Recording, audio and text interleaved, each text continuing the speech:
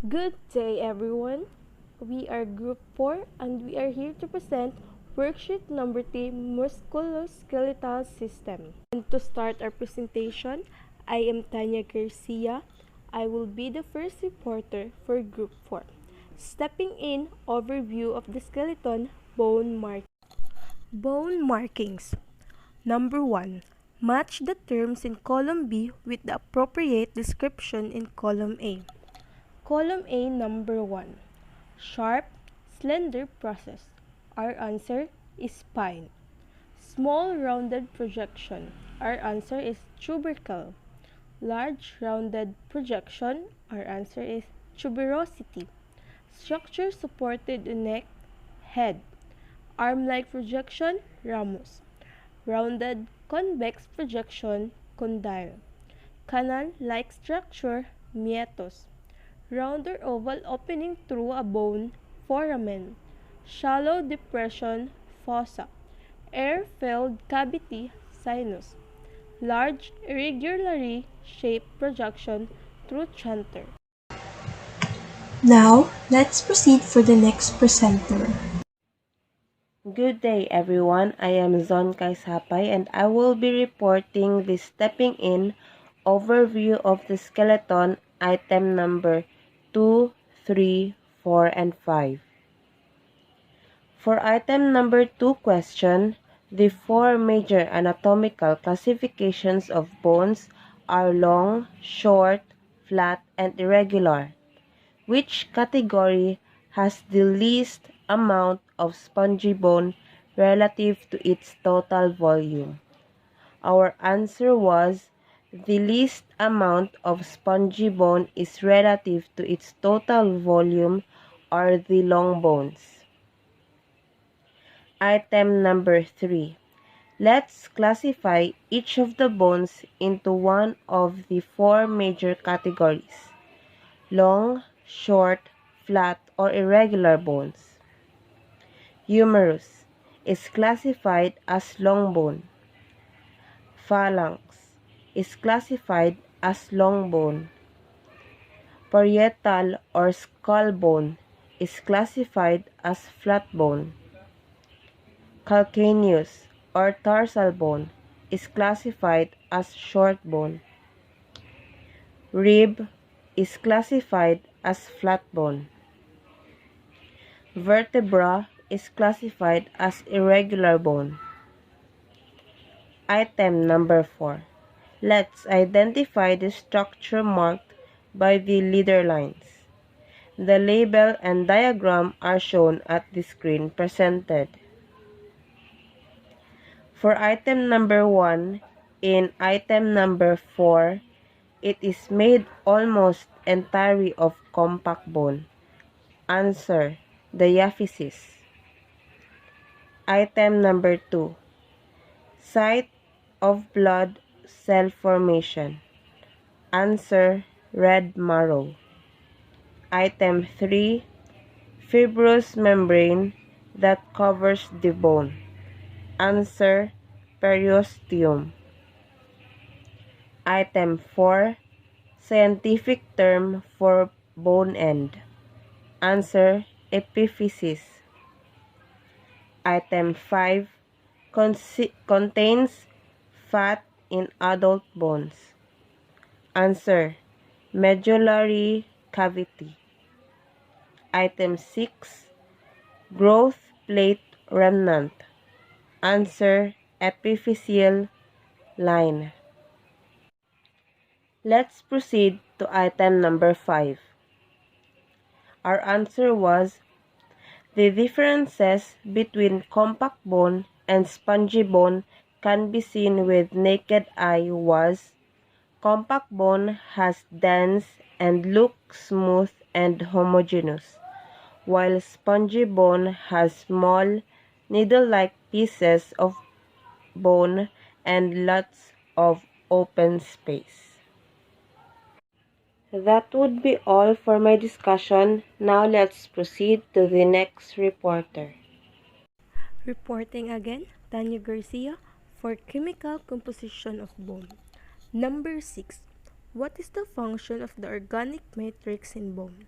Our answer is to provide flexibility and strength. Number 7. Name the important organic bone component. Answer is collagenic and elastic fibers and ground substance cells. Number 8. Calcium salts form the bulk of the inorganic material in bone. What is the function of the calcium salts? Answer is to provide hardness and strength. Number 9. Which is responsible for bone structure? Our answer is both contribute. Next, for microscopic structure of compact bone. Trace the route that nutrients take through a bone, starting with the peristenium and ending with an osteocyte in a lacuna. Peristenium, perforating canal, central canal, canalicus, and osteocyte. Number 11. On the photomicrograph of a bone below, identify all structure listed in the K to the left. Our answer is canaliculi, lamella, lacuna, central canal. So, good morning everyone. My name is Eliza Fronteras and I'll be the one who will report the axial skeleton. So, in the skull, number 1. The skull is one of the major components of the axial skeleton. So, the other two is the cranium and the mandible. What structures does each of these three components of the axial skeleton protect?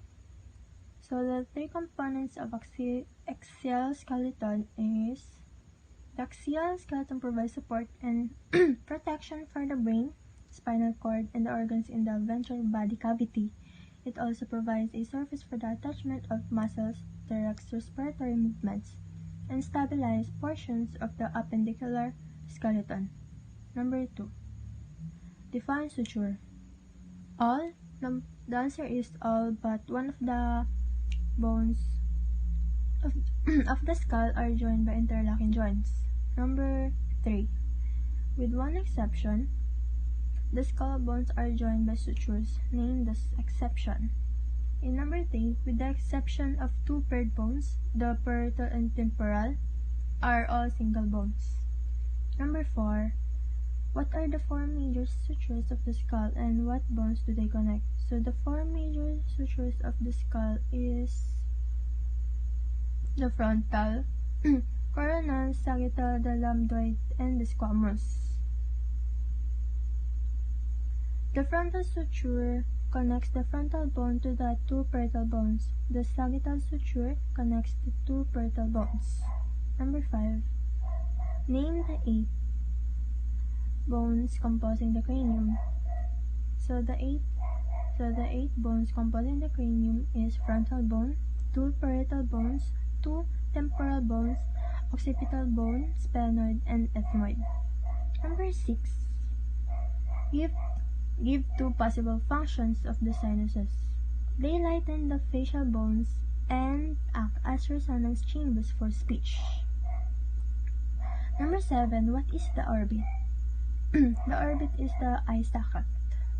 Number 8. Why can the sphenoid bone be called the keystone of the cranial floor?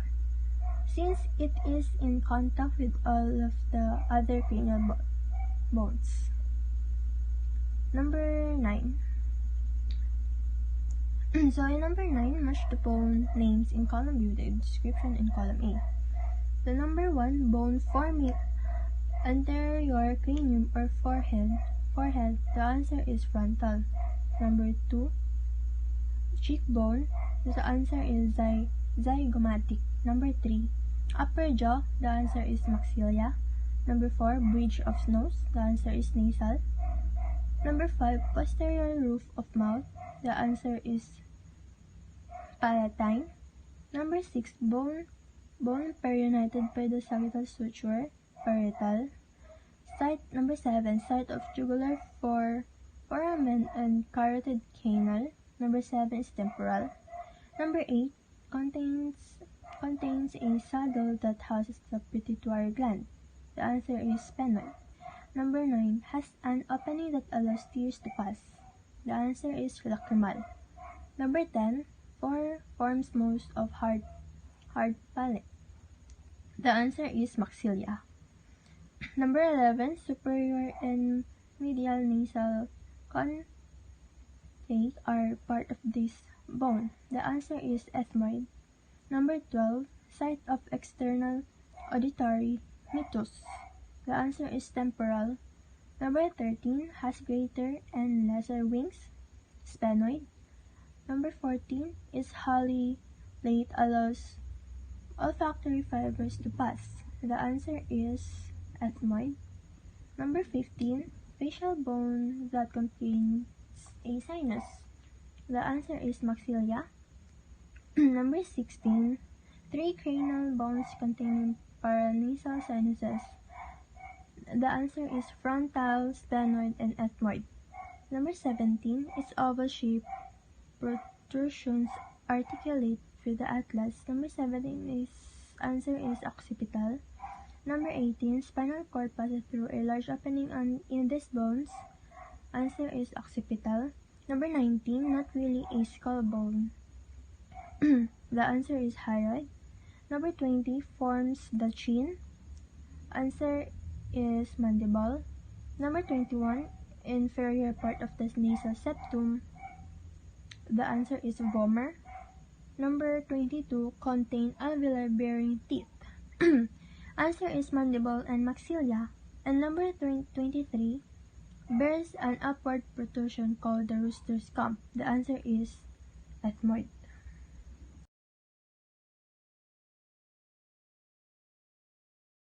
Number 10. Using traces from column B in question 9 and from the K to the right, identify all bones and bone marking provided with the leader lines in the diagram. Our answer is coronal suture, sagittal suture, nasal bone, middle nasal concha of ethmoid, inferior nasal concha, boomer, mandible, alveolar margin, maxilla, zygomatic bone, lacrimal bone, ethmoid bone, temporal bone, greater wing of sphenoid, parietal bone, frontal bone. Fetal skull number 11 are the same skull bones present in the adult also found in the fetal skull. The answer is yes. Number 12, how does the size of the fetal face compare to its cranium? The fetal face is much smaller than its cranium. How does this compare to adult skull? Answer is fetal skull is large compared to the rest of the body. Adult is still small compared to the rest of the body. Face increases in size as grows. 13. What are the outward cortical projection in some of the fetal cranial bone? Answer is they are areas of active ossification. Number 14. What is fontanelle? A fibrous membrane not fully ossified. What it is fate? Answer is will become a cranial suture. What is the function of fontanelles in the fetal skulls? The answer is to allow some compression of the skull as baby move through the birth canal. Using the term listed, identify each of the fontanelles shown in the fetal skull. Our answer is anterior fontanelle, sphenoid fontanelle, mostoid fontanelle, posterior fontanelle. I am Othesa Gonzaga and I'm going to discuss the vertebral column. Number 1. Cavity enclosing the nerve cord. The answer is I. Vertebral foramen. Number 2. Weight-bearing portion of the vertebra. The answer is A. Body. Number 3 and number 4, there are two answers. For number 3, E. Spinous process and G. Transverse process, which provide levers against which muscles pull. For number 4, answers are A. Body and G. Transverse process, which provide an articulation point for the ribs. Number 5, opening providing for the exit of spinal nerves.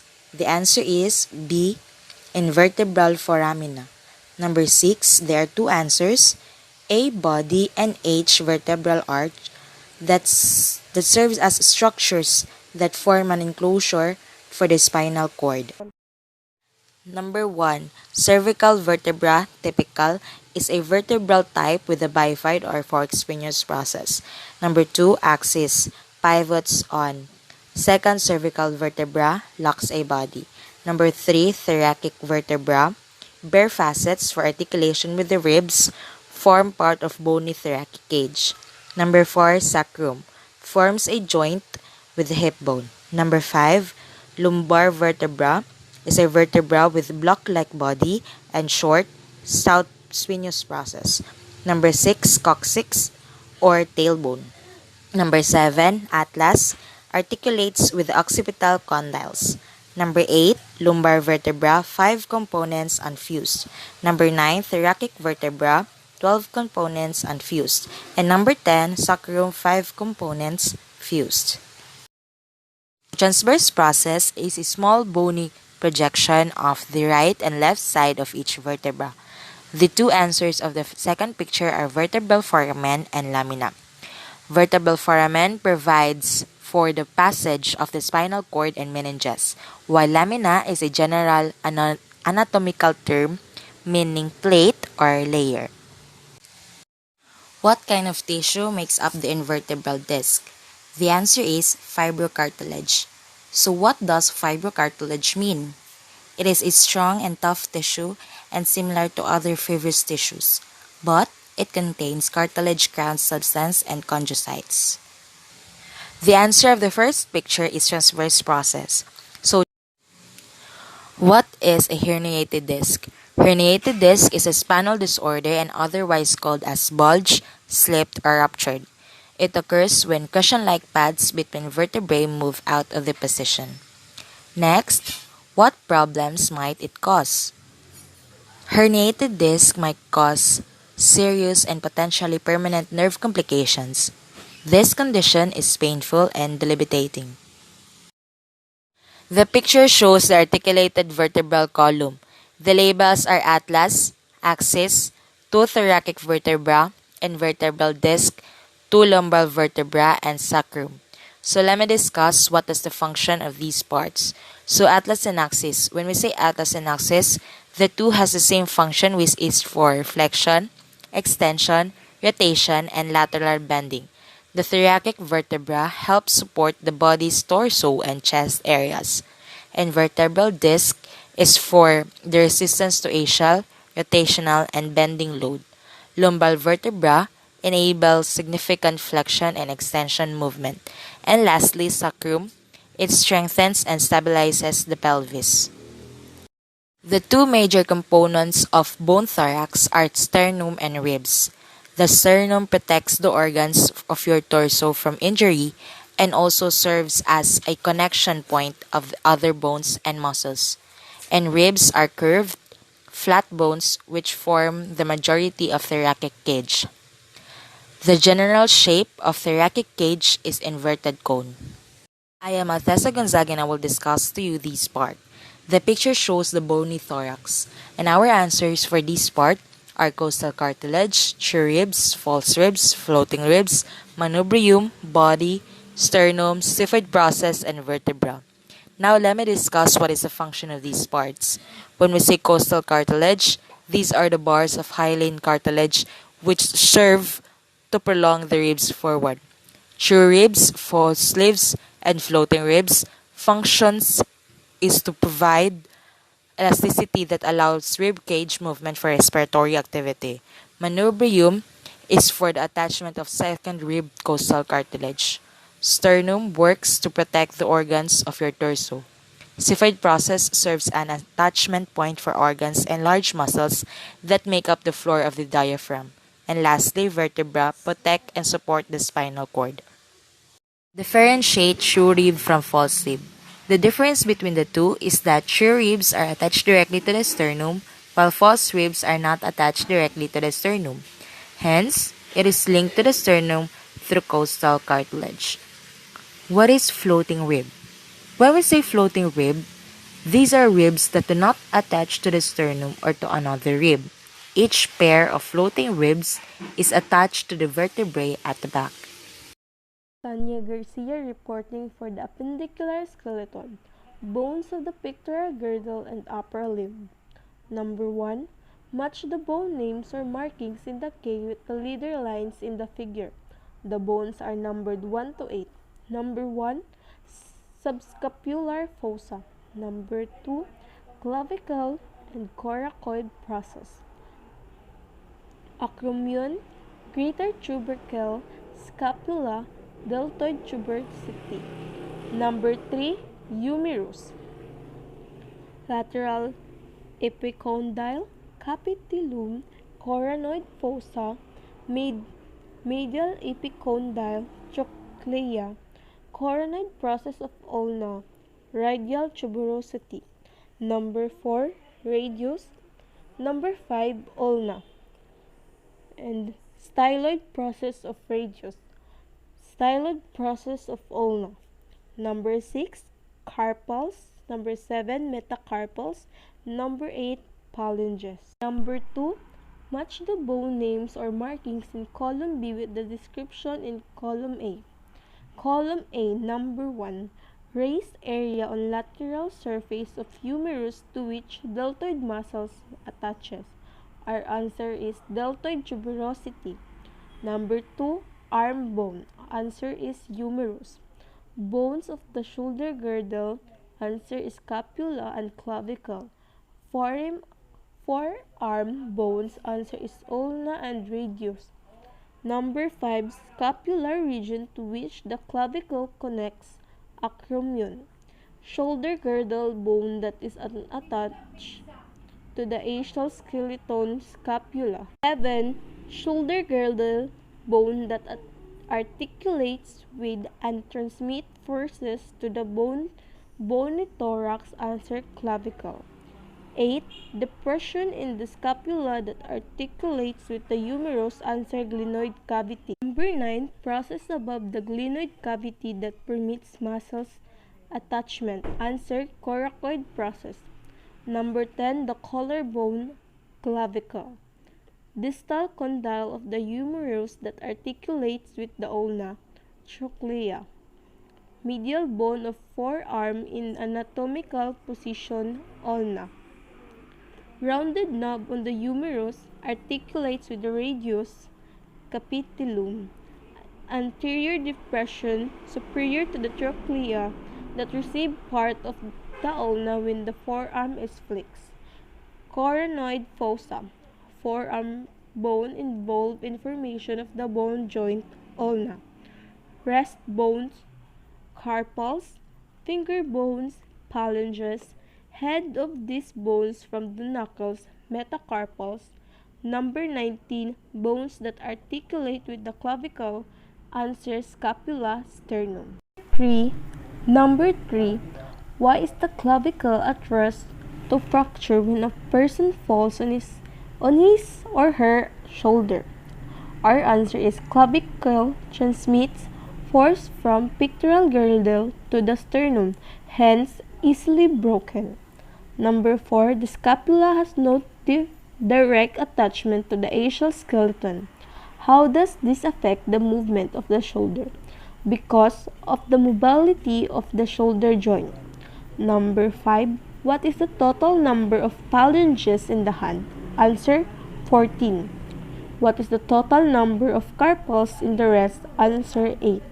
For bones of the pelvic girdle and lower limb. Number 7, compare the pectoral and pelvic girdles in terms of flexibility, allowed, security, and ability to bear weight. Flexibility. Pectoral girdle more flexible than pelvic girdle. Security. Pelvic girdle heavier and more secure to axial skeleton. Weight bearing ability. Pelvic girdle much better at weight bearing. Number 8. What organs are protected, at least in part, by the pelvic girdle? Our answer is reproductive organs. Number 9. Distinguish the true pelvis from the fake pelvis. True pelvis is the pelvic minor and is the space inferior to the pelvis brim.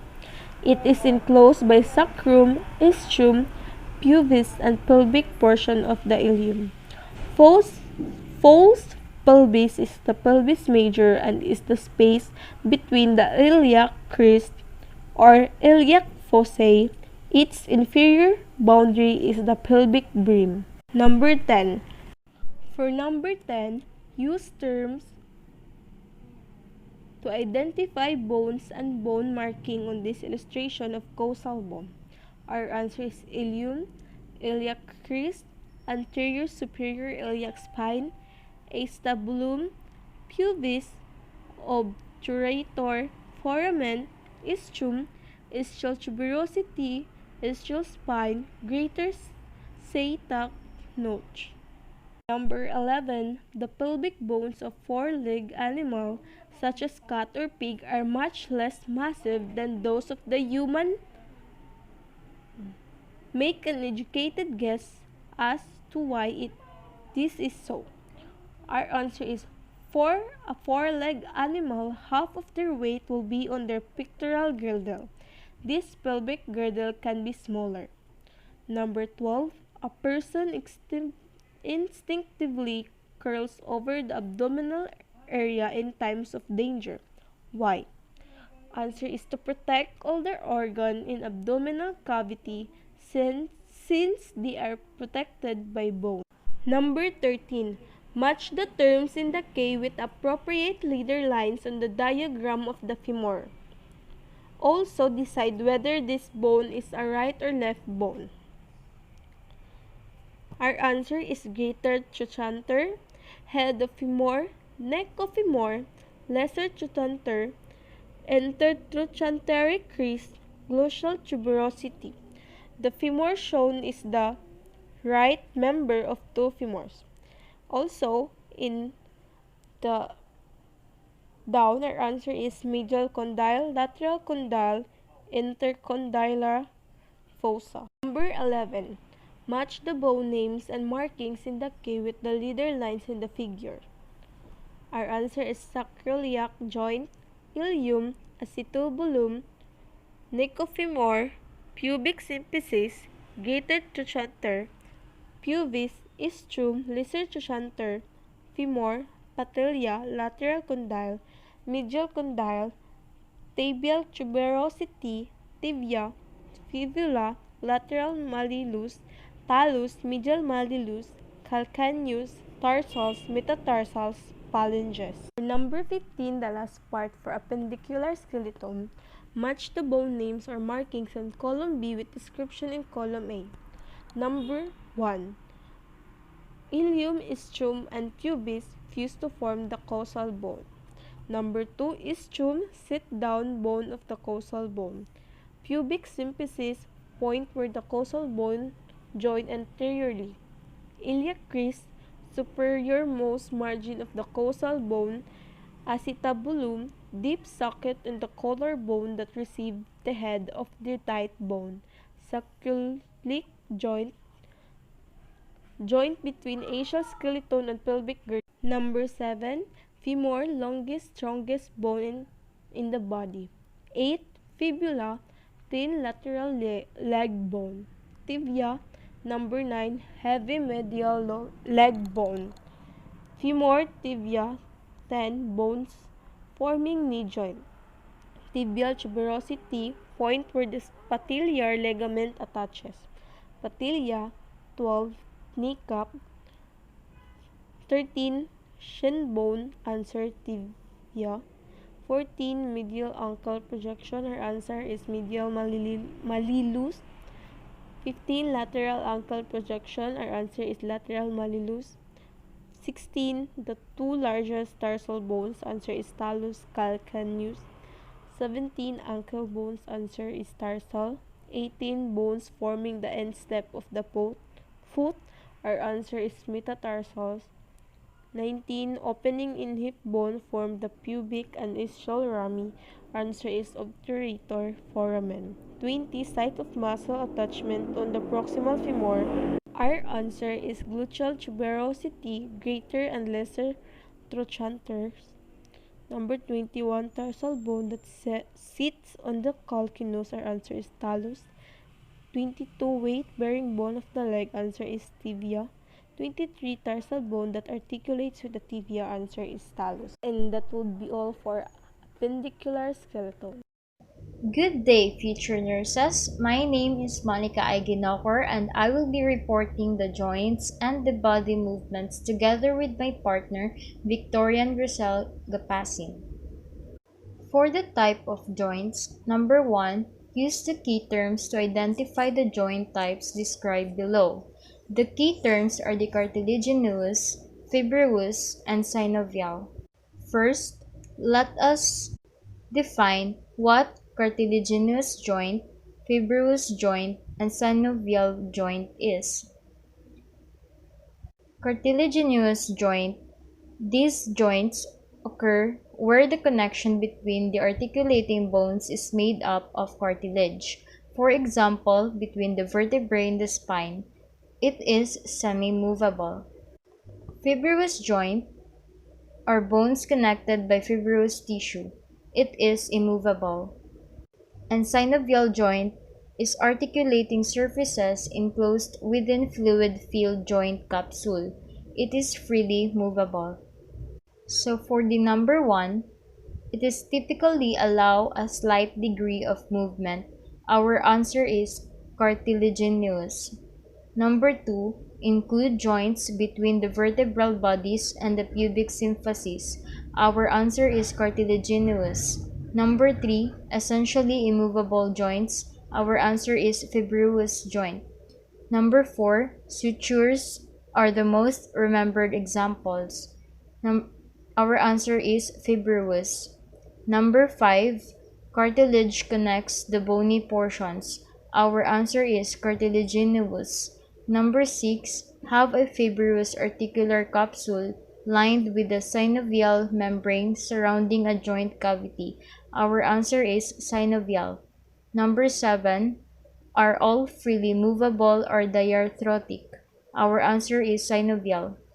Number 8, bone regions are united by fibrous connective tissue.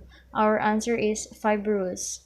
Number 9, include the hip, knee, and elbow joints. Our answer is synovial. Hello everyone, my name is Victorian Grisel Gapasin, and I will discuss the Part 4 Joint and Body Movements, item number 2. Match the joint subcategories in column B with their descriptions in column A, and place an asterisk beside all choices that are examples of synovial joints. Number 1. Joint between most skull bones. The answer is suture. Number 2. Joint between the axis and atlas. The answer would be pivot. 3. Hip joint, ball and socket. 4. Joint between forearm bones and wrist. The answer would be condylar. 5. Elbow. The answer would be hinge. 6. Interphalangeal joints. The answer would still be hinge. 7. Intercarpal joints. The answer would be plane. 8. Joint between the skull and vertebral column, condylar. 9. Joints between proximal phalanges and metacarpal bones, condylar. 10. Multi-axial joint, ball and socket. From numbers 2 to 10, they all have asterisk and they are an example of synovial joints. For number 3 question, what characteristics do all joints have in common? Our answer is that all joints comprises of body regions or joining regions of bones which are connected with tissues like fibrous, cartilaginous, and connective tissues. Now, I will discuss the item number 4 of part 4. Describe the structure and function of the following structures or tissues in relation to a synovial joint, and label the structures indicated by leader lines in the diagram. Ligaments. Ligament is rich in fibrous connective tissue. It connects the bones and joints together. Articular cartilage. It is a kind of hyaline cartilage. Its function is to reduce friction. Next is the synovial membrane. It is made up of connection tissue, but the loose type. Synovial membrane synthesizes synovial fluid, also to reduce friction inside the joint capsule. Bursa. It has a synovial sac that serves as cushions for the tendons. And the bone structure in their respective order. Articular capsule. The second line is the bone. Third, synovial cavity. 4, synovial membrane. 5, periosteum. 6, articular cartilage. Number 5. Which joint, the hip or the knee, is more stable? Our answer is the hip is more stable than the knee joint. It is because the hip is a deep ball and socket joint where a concavity is the pelvis, called the acetabulum, wraps around the rounded head of the femur, enclosing it in solid bone. Not only is this joint incredibly sturdy, it also allows for a circular range of motion that makes it well suited to twisting and turning, while the knee joint can only move forwards and backwards with a very limited amount of twisting. The moment the knee is no longer aligned with the foot, it relies on the ligaments and muscles for its stability. The two important factors that contribute to the stability of the hip joint are deep socket for femur, which is a deep socket will pinch sooner than a normal socket and can wear down the protective tissue or cartilage lining of the joint. And the other one factor that contributes to the stability of the hip joint is strongly reinforced articular capsule because it seals the joint space, provides passive stability by limiting movements, provide active stability via its proprioceptive nerve endings, and may form articular surfaces for the joint. Next, I will discuss the item number 6 of part 4. Label the origin and insertion points on the diagram below and complete the following statement. During the muscle contraction, the insertion moves toward the origin. Now, I will discuss. For number 7, complete the descriptions below the diaphragms by inserting the type of movement in each blank. For A, flexion at the elbow. Flexion means decreasing the angle of the joint. For B, our answer is extension at the knee. Extension means decreasing the angle of the joint up to 180 degrees. For letter C, our answer is abduction of the upper limb. Abduction means taking the limbs away from midline of body. And for letter D, our answer is adduction of the lower limb. Adduction means taking the limbs away from midline. And for letter E, our answer is supination of the upper limb. Supination is rotating the forearm so that the palm faces up. Discuss the item number 8 of part 4. What structural joint changes are common in older people? My answer is the structural joint changes that causes joint problems in older people is the irreversible deterioration changes. This decline to structural joint changes over time, which affects the elderly. The examples of these such degenerative changes are the osteoarthritis, which means the thinning of cartilages between the bones. This leads to pain and stiffness of the joints. And lastly, for number 9, define dislocation. Dislocation is a condition that happens when the bones of a joint are knocked out of place. A joint can be dislocated or subluxation or fully dislocated. Bones are forced out of their normal positions in a joint cavity. A dislocation can be caused by a trauma or a car accident or fall or the weakening of muscle. So thank you. First of all, good day, Miss. Good day, classmate. I am Jackie Gato, and I will be the one who will present our answer for part 5 of stepping in, which is the gross anatomy of the muscular system. So for the first part of part 5, which is the muscle of the head and neck. So our first answer is frontales, which cover the frontal bone. The second one is the occipitalis, which is a thin quadrilateral muscle in the posterior scalp. Next is the orbicularis oculi. It is a muscle located in the eyelids. Next is the zygomaticus, which extends from the corner of the mouth to the cheekbone. Next is the bonchinitor.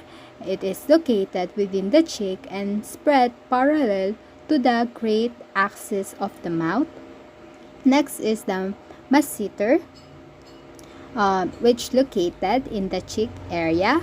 The second to the last is the orbicularis oris, which is circular muscle of the lips. And for the last one, which is the platysma, which located within the subcutaneous tissue of the neck. So for the next number of part 5, which is the number 2, it is consist of 8 items. So for our number 1, it is used to grin. Our answer is zygomaticus. For number 2, it is muscle used during whistling. Our answer is orbicularis oris. For number 3, used in blinking and squinting, our answer is orbicularis oculi. And for number 4, its contraction makes the sad clown face or pulls the corners of the mouth downward. Our answer is the platysma. For number 5, raises your eyebrow for a questioning expression. Our answer is frontales. For number 6, your kisser, our answer is orbicularis oris. For number 7, allow you to bite the carrot stick. Our answer is masseter. And for the last number, which is the number 8, tenses the skin of the neck during shaping. Our answer is platysma. So for the next part of part 5, which is the number 3, it is the muscles of the trunk and the upper limb. So for number 1, a major fine flexor, our answer is rectus abdominis. For number 2, prime mover for pulling the arm posteriorly, our answer is latissimus dorsi. For number 3, elbow extender, our answer is tricep brachii. So for number 4, help form the abdominal grindle, our answer is rectus abdominis. External oblique, internal oblique, and transverse abdominis. So for number 5, it extends and abducts wrist. Our answer is extensor carpi ulnaris. And for number 6, allows you to raise your arm laterally. Our answer is deltoid. For number 7, shoulder abductors. There are 2 muscles. Our answer is pectoralis major and latissimus dorsi. For number 8, flexes elbow or supinates the forearm. Our answer is bicep brachii. For number 9, small muscles between the ribs. Our answer is intercostals. Next is number 10, extend the head. Our answer is erector spinae. For number 11, extend the spine. Our answer is erector spinae. And for the last item, for number 3, which is the number 12, which extend and abductors of the wrist, our answer is extensor carpi radialis. So for the next part of part 5, which is the number 4, it is the muscle of the lower limb and it consists of 14 items. So for number 1, the lateral compartment muscle that plantar flexes and everts the ankle. Our answer is fibularis muscles. For number 2, forms the buttock. Our answer is gluteus maximus. And for number 3, a prime mover of ankle plantar flexion, our answer is gastrocnemius. And for number 4, a prime mover of ankle dorsiflexion, our answer is tibialis anterior. For number 5, allowing you to grip a horse's back with your thighs, our answer is abductor group. For number 6, muscles that insert into the tibial tuberosity, there are 2 choices. Our answer is vastus muscles and rectus femoris. For number 7, muscles that extend tight and flexes knee or flex knee, our answer is bicep femoris, semitendinosus, and semimembranosus. So for number 8, prime mover of inversion of the foot, our answer is tibialis posterior. For number 9, the prime mover of dorsiflexion of the foot, our answer is tibialis anterior. For number 10, abduct the thigh as well as standing at attention, our answer is abductor group. For number 11, extend the toes, our answer is extensor digitorum longus. For number 12, extend the knees and flexes tight. Our answer is rectus femoris. For number 13, used to extend the hip when climbing stairs, our answer is gluteus maximus. And for the last item, which is the number 14, prime movers of plantar flexion to muscle of the foot, our answer is gastrocnemius. So for the next part of part 5, which is the number 5, it is the general review of muscle descriptions. Our answer for number 1 is deltoid, vastus lateralis, and ventrogluteal. In number 2 naman, our answer is patella. For number 3, our answer is calcaneal. For number 4, our answer is proximal. For number 5, our answer is forearm. And for the last item, which is the number 6, our answer is anterior, posterior, and knee. And for the last part of part 5, which is the general review, muscle recognition. So for number 6, which is the major superficial muscle of the anterior surface of the body, it is consists of 30 items. So for number 1, our answer is T, number 2, V, number 3, X, number 4, U, number 5, G, number 6, E, number 7, L, number 8, Q, number 9, K, number 10, W, number 11 is double A, number 12 is C, number 13 is I, number 14 is R, number 15 is double C, number 16 is P, number 17 is T, number 18 is P, number 19 is double B, number 20 is M, number 21 is Z, number 22 is N, number 23 is J, number 24 is A, number 25 is S, number 26 is F, number 27 H, number 28 O, number 29 1, and the last item, which is the number 30, is double D. So for number 7, this is the anterior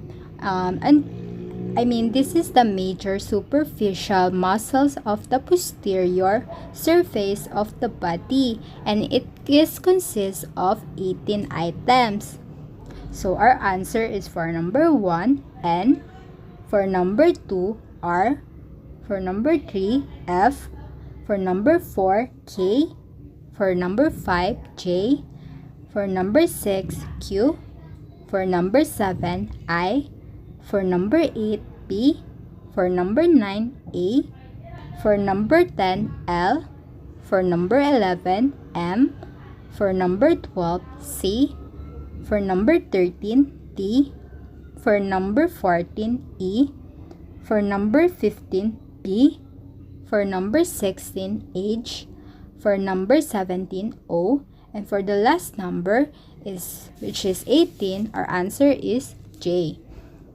So that's all for the gross anatomy of the muscle. And for the next part, which is the deep dive, we will present our videos for demonstration of the following movements. So thank you. Flexion and extension of shoulder and knee. When we say flexion, we are decreasing the angle of the joint. The action is like this.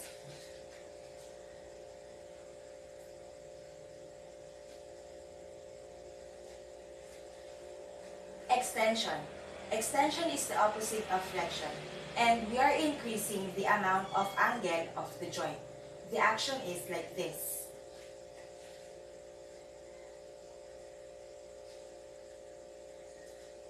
Flexion, extension, hyperextension. Flexion, taking arm away from anatomical position. Arm extension, getting arm back to anatomical position. Arm hyperextension, going beyond anatomical position. For number 3, the rotation of the head and the lower limbs. Rotation is a body movement term that describes a bone moving around a central axis. The head can rotate laterally to either the left side or the right side. It is because of the pivot joint between the vertebrae C1 and C2. This allows the head to rotate from side to side as when shaking the head no. Medial rotation occurs as the anterior surface of the head returns toward the anatomical position. Rotation in the lower limb occur at the ball and socket joints. A movement taking place in the knee joint is the internal rotation, also called as the medial rotation, and the other one is lateral rotation or external rotation. So we have to do it on a flexion. So we have to flex your knee like this, almost 90-degree full flexion, and then you have to internally rotate it right. So this is the medial or internal rotation of the knee joint. When you talk about the lateral rotation or the external rotation, so again, it will be in a flexion, and then you have to externally rotate that towards the outside. So this is the external or lateral rotation of the knee joint. So circumduction is meaning circle. Think circular or conical movement of a joint. So circumduction, for example, in thumb, you're moving in circular movement. So that is circumduction movement. Abduction. The abduction is like so. It is outside of the plane of the hand. So you're abducting the finger away from the hand. That's how you're going to remember abduction. Adduction is simply when it to bag. So you're adding a bag to your hand. So again, abduction is outside of the plane of the hand. You're abducting it away from the hand, and adduction, you're adding back to the hand. Dorsiflexion and plantar flexion are used to describe the movements at the ankle. This is the neutral position of the foot. If the foot is pointed upward, the movement of the ankle is called dorsiflexion. And when it is downward, the movement is called plantar flexion. So for the sixth one, I'm going to demonstrate about the inversion and eversion. These are the special body movements that turns the soil either towards to the body's midline or away to the body's midline. During inversion, the bottom of the foot turns so that it faces towards to the body's midline. Inversion starts with the word in, so that it indicated that the sole is going to be pointing inwardly or medially. While in inversion, the opposite motion occurs. The bottom of the foot turns so that it faces away from the body's midline.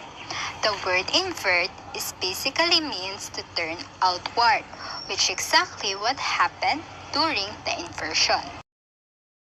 Supination and pronation are terms used to describe the up or down orientation of your hand, arm, or foot. When your palm or forearm faces up, it's supinated.